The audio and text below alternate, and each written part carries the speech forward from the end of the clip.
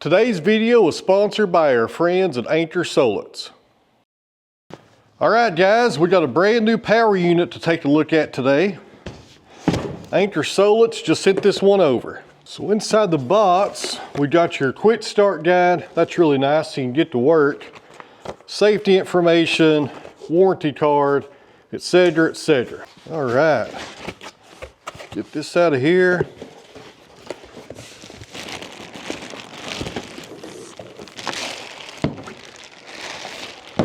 Impressions are it's not too heavy. That's always a plus with these power units. Some of them are heavier than lead. A nice finish right there. I have several Anker power units here at the farm, and the finish on their outside cases right here is always super nice. So what we're looking at here, guys, is the Anker SOLIX C2000 Generation 2 portable power station. So the first thing you want to do, guys, on this power unit is pull up the Anker app on your iPhone or Droid. This is free, no charge or nothing like that.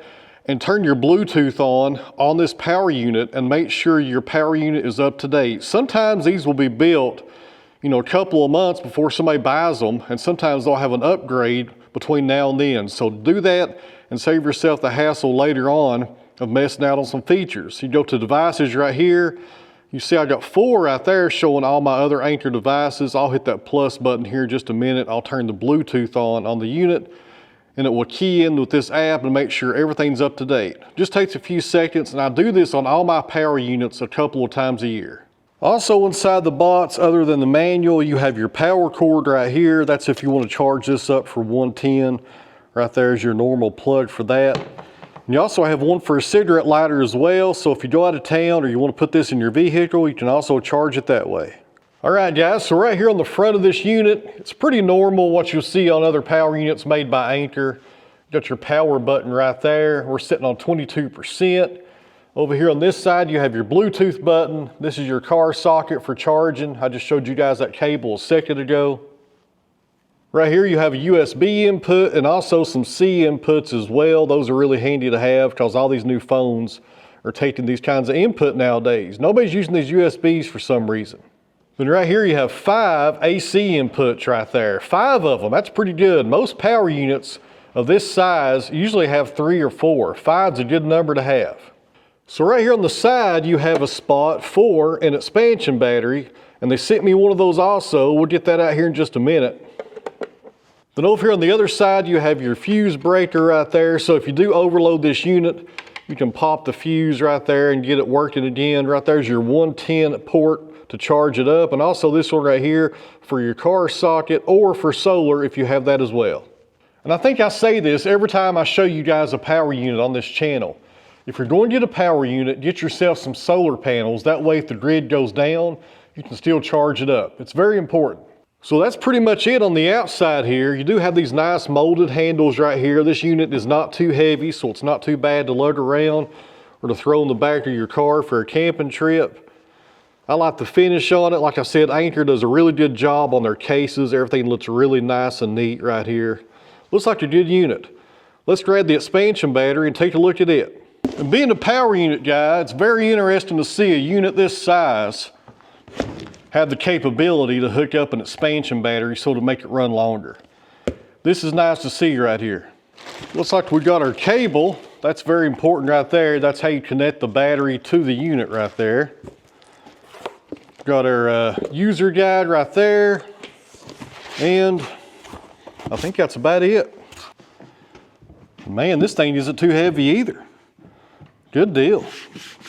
So this right here, friends, is the Anker SOLIX B2 2000 expansion battery, Generation 2, and it's pretty much just a large battery. I don't see any ports or nothing like that. You do have an on and off switch right there on the front of it. You hold that down to cut it on. And that's from the factory, so it's got a little bit of a charge from the factory, but not fully charged. We'll plug this up here in just a minute and get it going. Let's take a look at the sides and the back of it. On the side, you have your connection point right there to go to the unit. So a few things about this expansion battery, guys. It has a 10-year lifespan with 4,000 battery cycles. It can also double the capacity of this unit by giving you over 4,000 watt hours. Another great feature I just noticed is this cable that connects the expansion battery to the unit. A lot of the times with other companies, it'll kind of stick out way out here and it will come out and take up a lot of room. You don't want this cable sticking out like this. It'll catch on something. This right here is a lot better design. I wish the other companies would do that. And also friends, on this expansion battery, you don't have to use it all the time. If you don't need this much power, you can leave this at home and not take it with you. But my goodness, it's nice to have extra power in case you need it right there. So right there it's lit up, showing it's got power going to it. It's also feeding power down here to the main unit, still at 22%. And when you charge these up, you have to have them connected like this. That's the best way of doing it. I'll plug this one into the wall or my solar panels and it will charge up both of them at the same time pretty much. Guys, I was talking earlier about how light this is. It weighs in at just over 41 pounds, which is actually 25% lighter than other units made by different companies of this size. With 9 watts of idle power consumption, you can power a refrigerator for up to 32 hours. Now that's just on this unit right here alone at 32 hours on a refrigerator. If you have this expansion battery, you can double that and go 64 hours on your refrigerator. That gives you a lot of time right there to make preparations, and most of the time during a power outage, it usually comes back on after a day or two. And also guys, just to touch on, if you just buy the unit by itself, the watt hours is 2,048, but you do double that if you get the expansion battery right there. That puts you over 4,000. Now a lot of people might say to themselves, I have a gas generator, I don't need one of these. Well, here's the reason why I think this is better than a gas generator. Hear that? You don't hear nothing. Hear how quiet that is? There's no noise at all coming from this unit right now. That's a good feature right there to have. You don't have a loud motor running. And you can take this indoors. You cannot take your gas generator indoors because of the fumes and the noise. It'd be horrible. You can run some extension cords outside to it, but then you gotta keep a window open. And if your power's off and it's summertime, you're losing your cool air. And if it's wintertime, you're losing your warm air. So that's not a good option either. These are good to have, guys. They're quiet, they're affordable, they're easy to carry around. And if you have solar panels, you can recharge them for nothing. Guys, we've been plugged up to the grid for about 5 minutes and we're already at 54%. We started at 22. My goodness. Now friends, my farm is located in Northeast Tennessee and we get a lot of power outages here. And it seems like in the past year or two, the power outages have maybe doubled. We get a lot of bad storms, it seems like, and a lot of those storms are worse in the wintertime nowadays. So let me show you guys a few examples of how I use a power unit like this when the grid goes down, because it does. So if the grid's down, you still gotta eat, and sometimes you don't wanna have cold food, so you get yourself a hot plate, like that right there. You can get those at a garage sale for a little bit of nothing. And if you have a power unit, you can still make some hot food. Set our hot plate on here, get some water boiling. And friends, even though this is hooked up to the grid and we're charging it, you can still use it at the same time. Let's go ahead and plug this up, and I'll be interested to see how many watts this hot plate pulls. Let's throw our pan on here and get about 12 ounces of water. This is interesting for me. Right now, we got this plugged up to the grid. The input watts is right at 1,700.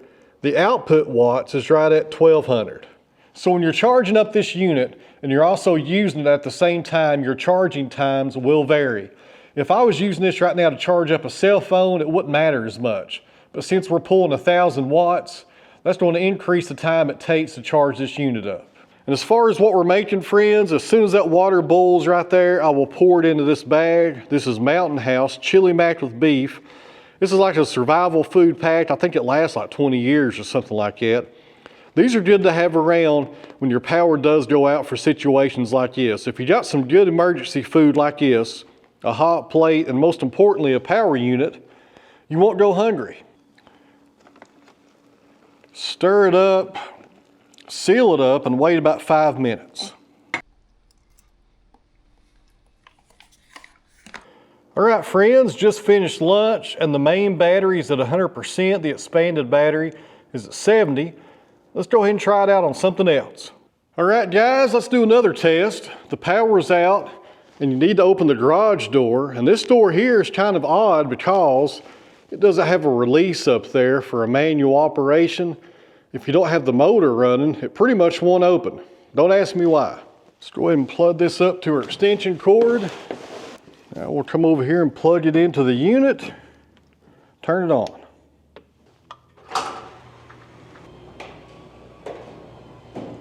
This right here is happening in real time in front of us today. I got a low tire on the side-by-side, which means I need the air compressor, and if I don't have any power, I can't pump up that tire. Plug this up and get this going.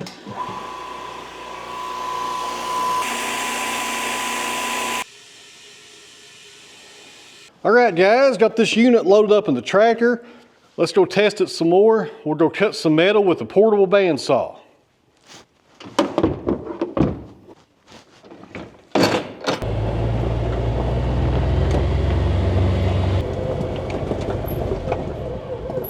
All right, guys, I got this steel crate. I need to break it down so I can take it to the recycler.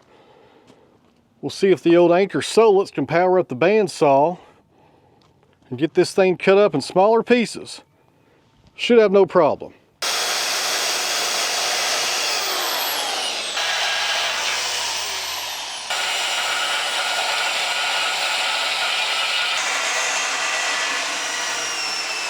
So friends, we got one more test for this power unit. We're gonna head down here to the sawmill building and see if we can run the conveyor with it. I'm pretty sure we'll be okay. You guys hang in there.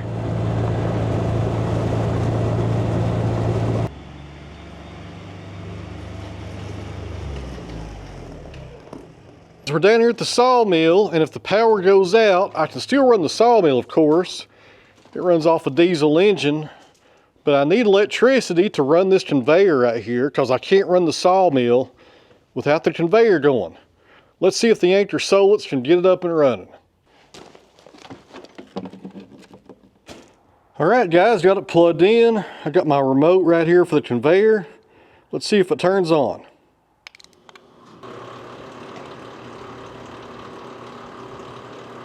Friends, I say this on the channel all the time. This is a purchase that you will never regret making.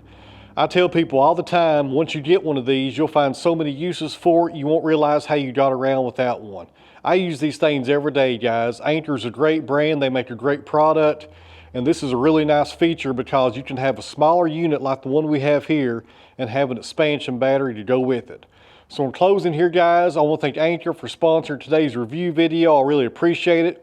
There's links down below in the video description and also in the top comment. If you've been thinking about picking one of these up, I'd give this one a good hard look. Guys, thanks for watching. I'll see you back here at the sawmill in the next video.